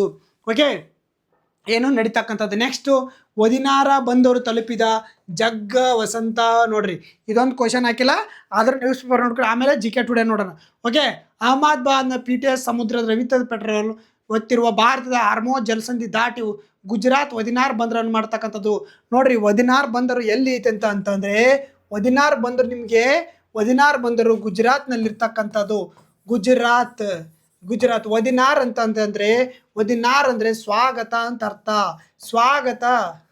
ಓಕೆ, ವದಿನಾರ್ ಬಂದರು, ಈ ವದಿನಾರ್ ಬಂದರನ್ನ ಹೇಳಕ ಇದನ್ನ ಹಾಕಿರ್ತಕ್ಕಂಥದ್ದು ನಾನು. ಓಕೆ, ಜಗ್ ವಸಂತ ಯಾವುದು, LPG ಒತ್ತಿರ್ತಕ್ಕಂಥ ಹಡಗು, ಜಗ್ ವಸಂತ. ಇದನ್ನ ಕ್ವಶನ್ ಹಾಕಿಲ್ಲ, ಡೈರೆಕ್ಟ್ ಆಗ್ತಾ ಇದೆ ನಿಮಗೆ. ಓಕೆ, ನೆಕ್ಸ್ಟ್ ಈಗ ಪ್ರಜಾವಾಣಿ ಮುಗೀತು, ಈಗ GK ಟುಡೇಗೆ ಬರೋಣ. GK ಟುಡೇ ಹೇಳ್ರಿ, ವಾಟ್ ಈಸ್ ದ ನೆಲೋಪಾಪ್ಟರ್, ಏನೋ ನೆಲ್ಸರ್ that is was recently seen in news. ಇತ್ತೀಚೆಗೆ ಸುದ್ದಿಯಲ್ಲಿ ಕಂಡು ಬಂದ ನಿಯೋಲೋಬಪ್ಟೆರಾ ಪೆನ್ಸುಲಾರಿಸ್ ಎಂದರೇನು? ಹೊಸದಾಗಿ ಪತ್ತೆಯಾದ ಜಿರಳೆ ಪ್ರಭೇದಗಳು, ಅಪರೂಪದ ಔಷಧ ಸಸ್ಯ, ಆಕ್ರಮಣಕಾರಿ ಕಳೆ, ಜೇಡದ ಹೊಸ ಪ್ರಭೇದ. ನೋಡ್ರಿ, ಪತ್ತೆ ಯಾವುದಂತಂದ್ರೆ ಸರಿಯಾದ ಉತ್ತರ ಹೊಸದಾಗಿ ಪತ್ತೆ ಆಗಿರ್ತಕ್ಕಂಥ ಜಿರಳೆ ಪ್ರಭೇದ. ಮೂರು ನೋಡ್ರಿ, ಇತ್ತೀಚಿನ ಹೊತ್ತಿಗೆ 2 ಪ್ರಭೇದಗಳು ಪತ್ತೆಯಾಗಿದ್ದು. ಟೋಟಲ್ ಜಿರಳೆಯಲ್ಲಿ 2 ಪ್ರಭೇದ, ಇದು 3ನೇ ಪ್ರಭೇದ ಪತ್ತೆಯಾಗಿರ್ತಕ್ಕಂಥದ್ದು. 3ನೇ ಪ್ರಭೇದ ಜಿರಳೆಯಲ್ಲಿ 3ನೇ ಪ್ರಭೇದ. ಟೋಟಲ್ ಆಗಿ ಪ್ರಭೇದ ಇದು ಪೆನ್ಸುಲಾರಿಸ್ ಅಂತೇಳಿ ಎದಕ್ಕೆ ಬಂತಂತಂದರೆ, ಪೆನ್ಸುಲಾರಿಸ್ ಅಂತಂದರೆ ಇದು ಮಹಾರಾಷ್ಟ್ರದ ಪೆನ್ಸುಲಾರಿಸ್ನಲ್ಲಿ ಕಂಡು ಬಂದಿರೋದ್ರಿಂದ ಈ ಸಂತತಿಯ 3ನೇ ಪ್ರಭೇದ ಯಾವುದು? ನಿಯೋಲೋಬಪ್ಟೆರಾದ 3ನೇ ಸಂತತಿ ಪೆನ್ಸುಲಾರಿಸ್. ಗೊತ್ತಾ ಪ್ರಭೇದ? ನೋಡ್ರಿ ಹಾಗಾದ್ರೆ ಮಾಹಿತಿ. ಭಾರತೀಯ ಪ್ರಾಣಿಶಾಸ್ತ್ರಜ್ಞ ಸಮೀಕ್ಷೆ ಸಂಶೋಧಕ ನಿಯೋಲೋಬಪ್ಟೆರಾ ಪೆನ್ಸುಲಾರಿಸ್ ಎಂಬ ಹೊಸ ಜಿರಳೆ ಪ್ರಭೇದವನ್ನು ಕಂಡುಹಿಡಿದಿದ್ದಾರೆ. ಈ ಪ್ರಭೇದವು ಎಲ್ಲಿ ಕಂಡು ಬರ್ತೈತೆ ಅಂದರೆ, ಮಹಾರಾಷ್ಟ್ರದ ಪುಣೆಯ ಡೆಕ್ಕನ್ ಪೆನ್ಸುಲಾರ್ ಪ್ರದೇಶದಲ್ಲಿ ಕಂಡು ಬರೋದ್ರಿಂದ ಇದನ್ನ ಪೆನ್ಸುಲಾರ್ ಪ್ರಭೇದ ಅಂತೇಳಿ ಕರೆದಿದ್ದಾರೆ. ಯಾವ ಜಾತಿಗೆ ಸೇರಿದಂತಂದ್ರೆ ನಿಯೋಲೋಬಪ್ಟೆರಾ ಜಾತಿಗೆ ಸೇರಿರ್ತಕ್ಕಂಥದ್ದು. ನಿಯೋಲೋಬಪ್ಟೆರಾದ 3ನೇ ಪ್ರಭೇದ. ಈಗ ಆಲ್ರೆಡಿ 2 ಕಂಡು ಹಿಡಿದಿರ್ತಾರೆ, ಇದು 3ನೇ ಪ್ರಭೇದ. ಇದು ತನ್ನ ನೈಸರ್ಗಿಕ ಆವಾಸ ಸ್ಥಾನದಲ್ಲಿ ತಾಳೆ ಪೊದೆಗಳು ಮತ್ತು ಒಣ ಎಲೆಗಳ ಕಸದ ನಡುವೆ ವಾಸಿಸುತ್ತಿರುವ ಗಮನ ಸೆಳೆಯಲಾಗಿದೆ. ಪರ್ಯಾಯ ದ್ವೀಪ ಭಾರತದಲ್ಲಿ ಇದರ ಮೂಲ ಎತ್ತಿ ತೋರಿಸಲು ಪೆನ್ಸುಲಾರಿಸ್ ಎಂಬ ಹೆಸರಿನ ನೀಡಲಾಗಿರ್ತಕ್ಕಂಥದ್ದು. ಗೊತ್ತಾ ಪೆನ್ಸುಲಾರ್ ಎದಕ್ಕೆ ಹೆಸರು ನೀಡಲಾಗಿದೆ ಅಂದರೆ, ಮಹಾರಾಷ್ಟ್ರದ ಪೆನ್ಸುಲಾರಲ್ಲಿ ಕಂಡು ಬರ್ತಕ್ಕಂಥದ್ದು. ಭಾರತದ ಪೆನ್ಸುಲಾರನ್ನು ಎತ್ತಿ ತೋರಿಸಲಿಕ್ಕೆ, ಭಾರತದ ಸಂಸ್ಕೃತಿ ಅಲ್ಲಿ ಎಲ್ಲಿ ಕಂಡು ಬಂದಿತ್ತಲ್ಲ ಅದನ್ನು ಎಕ್ಸ್ಪ್ಲೋರ್ ಮಾಡಲಿಕ್ಕೆ. ಓಕೆ, ಈ ಆವಿಷ್ಕಾರ ಜಿರಳೆ ಪ್ರಭೇದದ ಗುರುತಿಸಲು ಭಾರತದಲ್ಲಿ DNA ಡಿಆಕ್ಸಿ ರೈಬೋನ್ಯೂಕ್ಲಿಕ್ ಆಸಿಡ್ ಅಂತ ಬರ್ತಕ್ಕಂಥದ್ದು, ಆ ತಂತ್ರಜ್ಞಾನವನ್ನು ಬಳಸಿ ಮೊದಲ ಬಳಕೆ ಮಾಡತಕ್ಕಂಥದ್ದು. ಇದು ಭಾರತದಲ್ಲಿ ದಾಖಲಾದ ನಿಯೋಲೋಪ್ಟೆರ್ ಕುಲದ 3ನೇ ತಿಳಿಯ ಜಾತಿ ಆಗಿರ್ತಕ್ಕಂಥದ್ದು. ನೋಡ್ರಿ, ನಿಯೋಲೋಪ್ಟೆರ್ ಪ್ರಭೇದ 3ನೇ ಜಾತಿ ಆಗಿರ್ತಕ್ಕಂಥದ್ದು. ಓಕೆ, ನೆಕ್ಸ್ಟ್ ಕ್ವಶನ್ ಬರೋಣ. ಓಕೆ, ನೋಡ್ರಿ, ಸೋನಾವಾಲಾ ಕಚೇರಿಯ ಸಮುದಾಯವು ಪ್ರಾಥಮಿಕವಾಗಿ ಯಾವ ರಾಜ್ಯದಲ್ಲಿ ಕಂಡು ಬರ್ತೈತೆ? ನೋಡ್ರಿ, ಇದು ಪ್ರಾಥಮಿಕವಾಗಿ ರಾಜ್ಯದಲ್ಲಿ ಕಂಡು ಬರ್ತೈತೆ ಅಂದರೆ ಮೇಘಾಲಯದಲ್ಲಿ ಕಂಡು ಬರ್ತಕ್ಕಂಥದ್ದು ಇದು ಸ್ವಲ್ಪ ಪ್ರಮಾಣ. ಬಟ್ ಇಲ್ಲಿ ಏನು ಕಂಡಿರ್ತೈತೆ ಅಂದರೆ, ಸೋನೋವಾಲ್ ಕಚೇರಿಯ ಪ್ರಾಥಮಿಕವಾಗಿ ಮೂಲ ಸ್ಥಳ ಯಾವುದು ಅಂತ ಕೇಳಿದ್ರೆ, ಪ್ರಾಥಮಿಕವಾಗಿ ಮೂಲ ಸ್ಥಳ ಯಾವುದು? ನೋಡ್ರಿ, ಯಾವುದಂತಂದರೆ ಅಸ್ಸಾಂನಲ್ಲಿ ಕಂಡು ಬರ್ತಕ್ಕಂಥದ್ದು. ಪ್ರಾಥಮಿಕವಾಗಿ ಮೂಲ ಸ್ಥಳ ಅಂತಂತಂದರೆ ಅಸ್ಸಾಂನಲ್ಲಿ ಕಂಡು ಬರ್ತಕ್ಕಂಥದ್ದು. ನೋಡ್ರಿ, ಸೋನಾವಾಲಾ ಕಚೇರಿ ಅಂತ ಎದಕ್ಕೆ ಹೆಸರು ಬಂತು ಇವರಿಗೆ ಅಂತಂದರೆ, ಮಾಹೋ ಅಂತ ಒಂದು ಇದು ಬರ್ತಾರೆ. ಯಾವ ರಾಜವಂಶ ಬರ್ತೈತೆ? ಯಾವ್ದು ರಾಜವಂಶ? ಸೋನೋವಾಲ್ ಗುಂಪು ಅರುಣಾಚಲ್ ಯಾವುದಿದು ರಾಜವಂಶ? ನೋಡ್ರಿ, ಇಲ್ಲಿ ಬರ್ತದೆ. ಅಹೋಮ ಸಾಮ್ರಾಜ್ಯದಲ್ಲಿ ಇವರು ಚಿನ್ನದ ಕೆಲಸವನ್ನು ಮಾಡ್ತಿದ್ರು. ನೋಡ್ರಿ, ಅವ್ರು ಚಿನ್ನದ ಪದರದಿಂದ ಬಂದಿದೆ ಅಂತ ಅರ್ಥಕ್ಕಂಥದ್ದು. ಏನು? ಅಹೋಮ ಸಾಮ್ರಾಜ್ಯದಲ್ಲಿ. ಓಕೆ, ನೋಡ್ರಿ ಅದ್ರ ಮಾಹಿತಿ. ಸೋನಾವಾಲಾ ಕಚೇರಿಗಳು ಮುಖ್ಯವಾಗಿ ಈಶಾನ್ಯ ಭಾರತದಲ್ಲಿ ವಾಸಿಸುವ ಸ್ಥಳೀಯ ಜನರು. ಹಾಗಾದ್ರೆ ನ್ಯೂಸಲ್ಲಿ ಆಗೈತಿ, ಸೋನಾವಾಲಾ ಕಚೇರಿಯ ಸಮುದಾಯವು ಜ್ವರ, ಕೆಮ್ಮು ಮೂತ್ರಪಿಂಡದ ಕಲ್ಲುಗಳ ಮತ್ತು ಚರ್ಮ ರೋಗಗಳಂಥ ಕಾಯಿಲೆಗಳಿಗೆ ಚಿಕಿತ್ಸೆ ನೀಡಲು ಬಳಸುತ್ತಿದ್ದ 39 ಸಸ್ಯಗಳ ಹೊಸ ಅಧ್ಯಯನ ದಾಖಲಾಗಿರ್ತಕ್ಕಂಥದ್ದು. ಸೋನಾವಾಲ ಕಚೇರಿಯ ಜನ ಕೆಮ್ಮು, ನೆಗಡಿ, ಮೂಲವ್ಯಾಧಿ, ಕ್ಯಾನ್ಸರ್ಗೆ ಒಂದಿಷ್ಟು ಆಯುರ್ವೇದಗಳನ್ನು ಬಳಸಿದ್ರು. ಆ ಆಯುರ್ವೇದ ಇತ್ತೀಚೆಗೆ ದಾಖಲಾಗಿರ್ತಕ್ಕಂಥ ನ್ಯೂಸಲ್ಲಿ ಐತೆ. ಅದಕ್ಕೋಸ್ಕರ ಇವರು ಸೋನಾವಾಲ ಕಚೇರಿಯ ಜನ ನ್ಯೂಸಲ್ಲಿ ಬಂದಿರತಕ್ಕಂಥದ್ದು. ಅವರಲ್ಲಿ ಹೆಚ್ಚಿನವರು ಅಸ್ಸಾಮಿನಲ್ಲಿ ನೋಡ್ರಿ, ಅಸ್ಸಾಮಿನಲ್ಲಿ ಇರ್ತಕ್ಕಂಥವ್ರು. ಅಲ್ಲಿ ಅವರು 3ನೇ ಅತಿ ದೊಡ್ಡ ಬುಡಕಟ್ಟು ಜನಾಂಗ ಮತ್ತು ಅತ್ಯಂತ ಹಳೆಯ ಬುಡಕಟ್ಟುಗಳಲ್ಲಿ ಒಂದಾಗಿರ್ತಕ್ಕಂಥದ್ದು. ಸೋನಾವಾಲ್ ಕಚೇರಿಯ ಸಣ್ಣ ಗುಂಪುಗಳು ಅರುಣಾಚಲ ಪ್ರದೇಶ ಮತ್ತು ಮೇಘಾಲಯದಲ್ಲಿ ಕಂಡುಬರ್ತಕ್ಕಂಥ ಕೆಲಸವಾಗುತ್ತೆ. ಓಕೆ, ಅವರು ಅಸ್ಸಾಂ ಪರಿಶಿಷ್ಟ ಪಂಗಡ ಬಯಲು ಪ್ರದೇಶ ಎಂದು ಗುರುತಿಸಲಾಗಿದೆ. ಸೋನಾವಾಲ್ ಎಂಬ ಹೆಸರು ಚಿನ್ನದ ಪದರಿನಿಂದ ಬಂದಿದೆ. ಅಹೋಂ ನೋಡ್ರಿ, ಇದು ಅಹೋಂ ಸಾಮ್ರಾಜ್ಯದ ಸಮಯದಲ್ಲಿ ಅವರು ಸಾಂಪ್ರದಾಯಿಕ ಚಿನ್ನದ ಕೃಷಿಗೆ ಉದ್ಯೋಗವನ್ನು ಪ್ರತಿಬಿಂಬಿಸ್ತಕ್ಕಂಥದ್ದು. ಚಿನ್ನದ ಕೆಲಸವನ್ನು ಮಾಡ್ತಿದ್ರು ಯಾರು? ಅಹೋಂನ ಸಾಮ್ರಾಜ್ಯದಲ್ಲಿ. ಓಕೆ ನೋಡ್ರಿ, ನೆಕ್ಸ್ಟ್ ಕ್ವಶನ್. ಇತ್ತೀಚೆಗೆ ಭಾರತೀಯ ಸೇನೆಯಿಂದ ಸೇರ್ಪಡೆಗೊಂಡ ಶೌರ್ಯ ಸ್ಕ್ವಾಡ್ರನ್ ಪ್ರಾಥಮಿಕವಾಗಿ ಯಾವ ರೀತಿಯ ರೆಜಿಮೆಂಟ್ನೊಂದಿಗೆ ಸಂಬಂಧ ಹೊಂದಿರತಕ್ಕಂಥದ್ದು? ನೋಡ್ರಿ, ಶೌರ್ಯ ಅಂತಂದರೆ ಸಶಸ್ತ್ರ ಸಜ್ಜಿತ ದಳಗಳು. ಏನಂತಂದರೆ ಶೌರ್ಯ ಸ್ಕ್ವಾಡ್ರನ್ ಅಂತ ಕೇಳೋರವರು. ಇಲ್ಲಿ ನೋಡ್ರಿ, ಯಾವ ರೆಜಿಮೆಂಟೊಂದಿಗೆ ಅಂತಂತಂದರೆ ರೆಜಿಮೆಂಟ್ ಅಂತ ಬಂದು ಆ ಒಂದು ಇದನ್ನು ಮಾಡಿದ್ರು. ಯಾವುದು ಏನಪ್ಪ, ಡ್ರೋನ್ ಬಗ್ಗೆ ಮಾಡಿದ್ರಲ್ಲ, ಯಾವುದದು ಭೈರವ ಪಡೆ ಅಂತ ಒಂದು ಡ್ರೋನ್ ಮಾಡಿದ್ರು. ಆ ಭೈರವ ಪಡೆ ಡ್ರೋನ್ ಅಂಡರ್ನಲ್ಲಿ ಕೆಲಸ ಮಾಡ್ತಕ್ಕಂಥದ್ದು. ಇದು ಅಂದರೆ ಈ ಭೈರವ ಪಡೆ ಅನ್ನೋದು ದೊಡ್ಡದು, ಅವನ್ನ ಸಣ್ಣ ಸಣ್ಣ ತುಂಡುಗಳಾಗಿ ಬೇರೆ ಬೇರೆ ಕಡೆಗೆ ಡಿಪ್ಲಾಯ್ ಮಾಡ್ತಕ್ಕಂಥ ಕೆಲಸ ಅಂದರೆ ಶಸ್ತ್ರಸಜ್ಜಿತ. ಓಕೆ, ಡ್ರೋನ್ನ ಉಪಕ್ರಮ ಮಾಡ್ತಕ್ಕಂಥದ್ದು ಯಾವುದು? ಶಸ್ತ್ರಸಜ್ಜಿತ ರೆಜಿಮೆಂಟ್ ಅಂತೇಳಿ, ಓಕೆ, ದಳಗಳಂತೇಳಿ ಮಾಡ್ತಕ್ಕಂಥದ್ದು ಇದು. ಓಕೆ, ಭೈರವ ಪಡೆ ಅಂತ ಡ್ರೋನ್ ಸಂಬಂಧ ಮಾಡಿದರು, ಗೊತ್ತಾಯ್ತಲ್ಲ. ಓಕೆ, ಭಾರತೀಯ ಸೇನೆ ಶೌರ್ಯ ಸ್ಕ್ವಾಡ್ರನ್ ನಿಯೋಜಿಸಲು ಇದು ಶಸ್ತ್ರಸಜ್ಜಿತ ರೆಜಿಮೆಂಟ್ಗಳೊಂದಿಗೆ ಮೀಸಲು ಡ್ರೋನ್ ಉಪಘಟಕವಾಗಿರ್ತಕ್ಕಂಥದ್ದು. ಶೌರ್ಯ ಸ್ಕ್ವಾಡ್ರನ್ಗಳು ಟ್ಯಾಂಕ್ ಕಮಾಂಡರ್ಗಳಿಗೆ ಯೂನಿಟ್ ಮಟ್ಟದಲ್ಲಿ ನೈಜ ಸಮದ ಕಣ್ಗಾವಲು, ನಿಖರ ದಾಳಿ ಸಾಮರ್ಥ್ಯವನ್ನು ಒದಗಿಸ್ತಕ್ಕಂಥದ್ದು.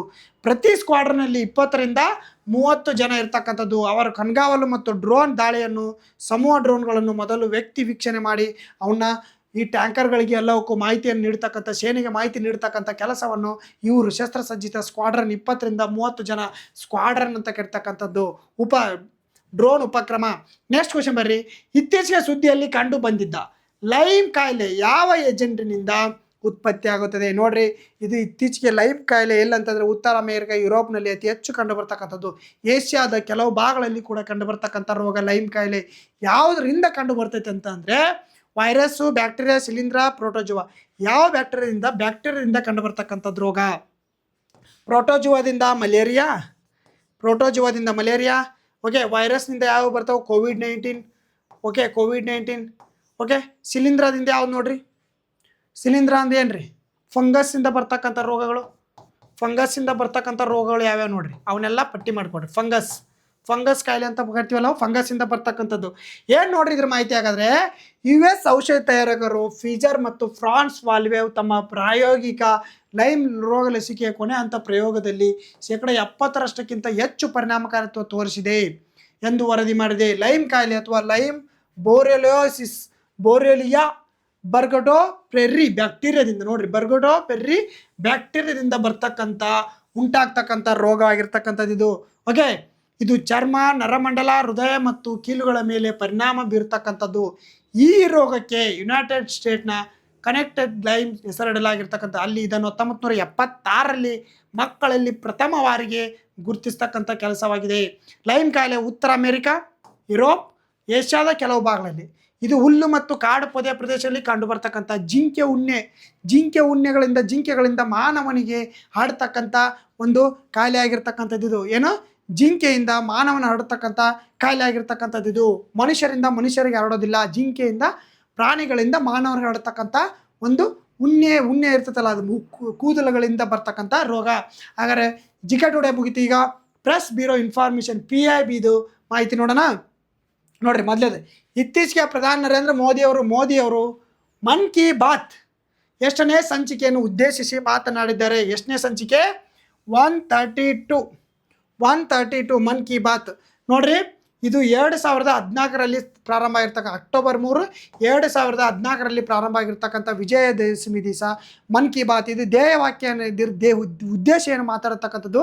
ರಾಷ್ಟ್ರೀಯ ಪ್ರಾಮುಖ್ಯತೆ ವಿಷಯಗಳನ್ನು, ಸಾಮಾಜಿಕ ಸಮಸ್ಯೆಗಳು, ಜಲ ಸಂರಕ್ಷಣೆ, ಸ್ವಚ್ಛತೆ ಮತ್ತು ಮಹಿಳೆಯರ ಸಬಲೀಕರಣ ವಿವಿಧ ವಿಚಾರಗಳ ಬಗ್ಗೆ ಪ್ರಧಾನಿ ಮೋದಿಯವರು ಮಾತಾಡ್ತಕ್ಕಂಥ ಏನಾದ್ರು ದೇಶದಲ್ಲಿ ಕ್ರಿಟಿಸಿಸಮು ಏನಾರು ಆಗಿದ್ರೆ ಅದರ ಕುರಿತು ಮಾತಾಡ್ತಕ್ಕಂಥ ಯಾರು ಏನಾರು ಒಳ್ಳೆ ಕೆಲಸ ಮಾಡಿದ್ರೆ ಅವ್ರನ್ನ ಶ್ಲಾಘಿಸಿ ದೇಶವನ್ನು ಉದ್ದೇಶಿಸಿ ಮಾತಾಡ್ತಕ್ಕಂಥ ಧ್ಯೇಯವೇ ಮನ್ ಕಿ ಬಾತ್ ಆಗಿರ್ತಕ್ಕಂಥದ್ದು. ಎಷ್ಟನೇದು 132.